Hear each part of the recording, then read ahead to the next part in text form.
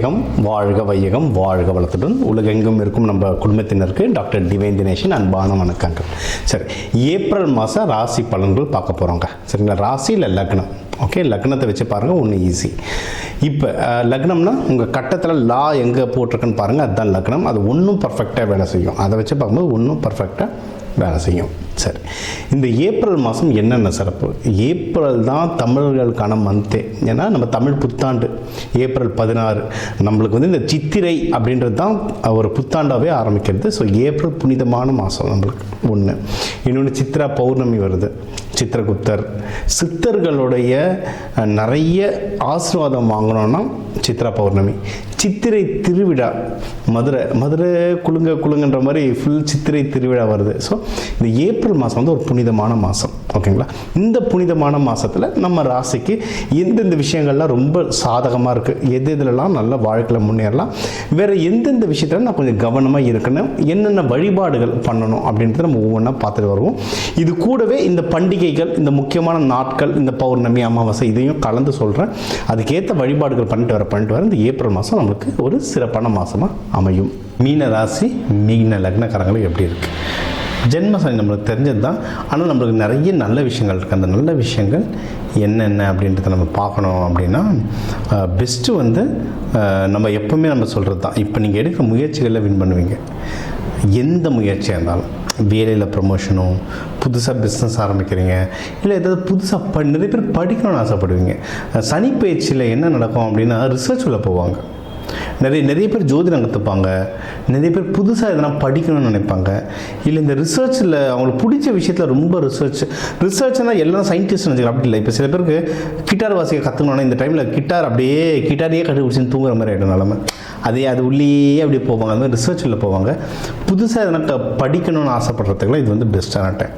சரிங்களா, நீங்கள் ஒரு ஐடியில் வேலை செய்கிறீங்க, ஒரு விஷயம் படித்தா ப்ரொமோஷன் வரணும்னா இந்த நல்ல டைம் படிக்க ஆரம்பிச்சிடும். படிப்பு சூப்பராக வரும். அப்போது பெரியவங்களுக்கே எப்படின்னா, இப்போ படிக்கிற குழந்தைங்களுக்கு தாராளமாக படிக்கிற குழந்தைங்க நல்லா படிக்கும், எக்ஸாம் நல்லா எழுதும், நல்ல மார்க் வாங்குவாங்க. என்னென்னா நல்லா தூங்குவாங்க. மீனராசி மீன லக்ன ஸ்டூடெண்ட்ஸு பெரியவங்கள யாராக இருந்தாலும் இப்போ நல்லா தூங்குவாங்க. கொஞ்சம் சோம்பேறித்தனம் இருக்கும். ஏன்னா ஜென்மசனி நடந்துட்டு இருக்கிறதுனால அவர்களே அவ்வளோ மந்தமாக ஒரு மந்த நிலைமையை வச்சுட்ருப்பார்.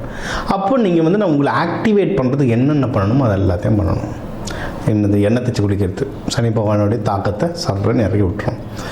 நீங்கள் வந்து டீ சாப்பிடும் போது படிக்கிற குழந்தைங்க கண்டிப்பாக ஏலக்காய் போட்டு குடிக்கணும். சாப்பிட்ற எல்லா விஷயங்கள்லேயும் பச்சை காய்கறிகள் சேர்த்துக்கணும். தினமும் ஒரு வேலையிலேயாவது சப்பாத்தி இருக்கணும். சூரியனுடைய சக்தி அதிகரிக்கணும். ஏன்னா சனி பயிற்சி அதிகமாகும்போது சூரியனோட சக்தி கம்மியாகும், விட்டமின் டி கம்மியாகும். நீங்கள் சனி பயிற்சி நடக்கிற யாராக இருந்தாலும் போய் செக் பண்ணி பாருங்கள், விட்டமின் டி கம்மியாக இருக்கும். ஒன்று இல்லை, விட்டமின் டி எனக்கு நார்மலாக இருக்குன்னா கூட முன்னாடி இருந்த விட்டமின் டிக்கு இது கம்மியாக இருக்கும். ஏன்னா இது வந்து அவ்வளோ பேருக்கு செக் பண்ணியாச்சு. அதனால் இது ஒரு பழக்கமாக நல்லா தெரிஞ்ச விஷயமாயிடுச்சு. விட்டமின் டி நீங்கள் ஸ்டெபிலைஸ் பண்ணாலே அந்த சுறுசுறுப்பு உடம்புல அதிகமாகும். ஆனால் அதுக்குன்னு டாக்டர் ஒரு தடவை பார்த்துக்கிட்டு அந்தந்த ஏஜுக்கு ஏற்ற மாதிரி அவங்க உடல் அமைப்புக்கு ஏற்ற மாதிரி என்ன சப்ளிமெண்ட்ஸ் எடுத்துக்கணுன்றதை கேட்டு எடுத்துக்கிட்டிங்கன்னா உடம்பு சரியாயிடும். ஸோ எடுக்கிற முயற்சிகளில் நல்லா வின் பண்ணுவாங்க. கம்யூனிகேஷன் இஷ்யூஸ்லாம் எதுவும் பெருசாக இருக்காது. நீங்கள் வந்து எதனா வீடு வண்டி வாங்கணுன்னா இது சூப்பரான டைம். வீடு வண்டி எதனா வாங்கணுன்னா சூப்பரான டைம். அதுவும் நீங்கள் வந்து இது மீன ராசி, நீர் ராசி, பெண் ராசி, தங்கம் வாங்கிறதுக்கு, தங்க நகை வாங்கிறதுக்கு ரொம்ப ஆசைப்படுவாங்க. நிலையான சொத்துக்கள் வாங்கிறதுக்கு ஆசைப்படுவாங்க. அதுக்கு இது நல்ல டைம். அது சனி பயிற்சி நடக்குது, இந்த நேரத்தில் நான் வாங்கலாமான்லாம் பயப்படாதீங்க. இன்வெஸ்ட்மெண்ட்டுக்கு டைம் சூப்பராக இருக்குது. ஆனால் ஆக்சுவலி நீங்கள் அதை பற்றி தேடி போங்களேன், உங்களுக்கு ஏதோ ஹெல்ப் வரும். உங்களுக்கு யாராவது இங்கே ஆஃபர் போய்ட்டுருக்கு, அங்கே ஆஃபர் போய்ட்டுருக்கு, நான் விற்கிறேன் வீடு ஒன்று கம்மி விலையில் வாங்கிக்கிறியா அப்படின்லாம் நிறைய ஆஃபர்ஸ் வரும். உங்களுக்கு சான்ஸ் கிடைக்கும்போது தாராளமாக இன்வெஸ்ட்மெண்ட் பண்ணுங்கள், சூப்பராக இருக்கும். அட்வைஸ்லாம் கேட்கணும். அம்மா முறையில் இவங்ககிட்ட நீங்கள் அட்வைஸ் கேளுங்க, ரொம்ப நல்ல ஹெல்ப் கிடைக்கும். சரியா, இது ஒன்று. ஆஃபீஸும் சீனியர்ஸ்லாம் இருந்தாங்கன்னா லேடி சீனியர்ஸ் கிட்ட போய் கேட்டுப்பாங்க. அது வந்து ஒரு டைமில் ஒரு உறவு முறை நம்மளுக்கு ஹெல்ப் பண்ணும். இந்த டைம் வந்து பெண்கள் வயதில் பெரிய பெண்கள், வயதில் பெரியவங்க, அம்மா ஸ்தானம், அக்கா ஸ்தானம், அந்த ஸ்தானத்தில் இருக்கவங்களை கேளுங்க.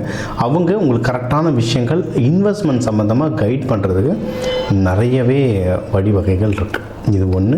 நீங்கள் எடுக்கிற முயற்சிகள் வின் பண்ணுவீங்கன்னு சொல்லிட்டோம். 2, இன்னொன்று வந்து நீங்கள் வந்து ஏதாவது தொழில் பண்ணுறீங்க, பிஸ்னஸ் பண்ணுறீங்கன்னா பிஸ்னஸில் உயர்வு வரதுக்கு எக்கச்சக்க வாய்ப்பு இருக்குங்க. நல்ல உயர்வு வருவீங்க. வெளிநாடுலாம் போகணுன்னா கூட தாராளமாக நீங்கள் போயிட்டு வரலாம். குரு வீடு, வெளிநாடு போகிறதுக்கு செவ்வாய் குருலாம் ரொம்ப முக்கியம். குரு ரொம்ப முக்கியம். 12 குருன்னா தாராளமாக வெளிநாடு போயிட்டு வருவாங்க. நான் முந்தானேத்து நைட்டு ஒரு ஃப்ரெண்டை பார்த்தோம் ஹோட்டலில். அவர் ஜாதகம் சும்மா என்னை பார்த்து என் ஜாதகத்தை சொல்லு அப்படின்னாரு. தெரிஞ்சவங்க சும்மா நம்ம கிண்டலாக சொல்லுவோம்ல, எங்கள் கண்டுபிடி நீ தான் ஜோசியக்காரனாச்சே சொல்லு பார்க்கலான்னு அந்த மாதிரி சொன்னார். சொன்னேன் இப்படி இருக்கும் ஒன்று 12 குரு இருக்கும்டா அப்படின்னு. அவர் ஜாதகம் ஞாபகம் இல்லை சார். டைம் போட்டு பார்த்தா 12 குரு, சிம்பிள். குருவோட ராகு, அப்போ ஃபாரின் போயிட்டார். ரொம்ப சிம்பிள், சரிங்களா? அதனால் இப்போ உங்களுக்கு 10ஆம் வீடுலாம் குரு பார்க்கறதுனால வெளிநாட்டு யோகம் இல்லை வெளி ஊர், உங்களுடைய வசதி வாய்ப்புகள், நம்மளுடைய அறிவு கூர்மைகள் பொறுத்து எவ்வளவு தூரம் நம்ம போகிறோன்றது இருக்குது. அந்த வாய்ப்புகள் வரும். எதில் நீங்கள் ரொம்ப ஜாகிரதையாக இருக்கணும்னா எல்லாத்தையுமே ஜாகிரதையாக இருக்கணும். ஏன்னா ஜென்ம சனி நடந்துகிட்ருக்கு. முக்கியமாக என்னென்னா உடல்நிலை, மனசு, உடம்பு, இது ரெண்டுத்தையும் பத்திரமா பார்த்துக்கணும். ஏன்னா தேவையில்லாத குழப்பம் ஓடும். எக்கச்சக்கமாக எதையோன்னு நினச்சிக்கிட்டு என்ன அவங்க இப்படி சொல்லிட்டாங்கன்ட்டு எதையோ நினச்சிட்டு குழப்பம் ஓடும். அந்த குழப்பம் வந்து உடம்புல வந்து இறங்கி உடம்பு அடின்னு அடிச்சிட்ருக்கும். பயங்கரமாக ஸ்பாயில் பண்ணிகிட்ருக்கோம் உடம்பை. இது ஒன்று. அடுத்து வந்து இந்த ஹஸ்பண்ட் ஒய்ஃப்குள்ளலாம் ஏதாவது ஒரு ஈகோ இஷ்யூ மாதிரியோ மன கஷ்டமாகவோ தள்ளி எங்கேயாவது இருக்கிற மாதிரி சூழ்நிலைகள் க்ரியேட் ஆகும். இது இல்லைன்னா கல்யாணம் ஆகாதவங்களுக்கு வந்து இந்த திருமணம் வந்து ரொம்ப தடையாகிட்டே இருக்கும். இவங்களுக்கெல்லாம் பெஸ்ட்டு எதுனா, நீங்கள் வந்து சிவபெருமானது வந்து பள்ளியறை பூஜை பாருங்கள். பள்ளியறை பூஜை கோவில் அந்த கடைசி பூஜையெல்லாம் முடிஞ்ச வரைக்கும் அந்த பள்ளியறை பூஜை அம்பாள் எடுத்துகிட்டு போயிட்டு, அம்பாள் இல்லை ஐயா, அது சில கோவிலோட ஐதீகம் பொறுத்து மாறும். நீங்கள் வந்து இப்போ அது பள்ளி அறையில் எடுத்து போய்ட்டு அம்பாளையும் சிவனையும் வைப்பாங்க. அது பூஜை நடக்கும், சூப்பராக இருக்கும்.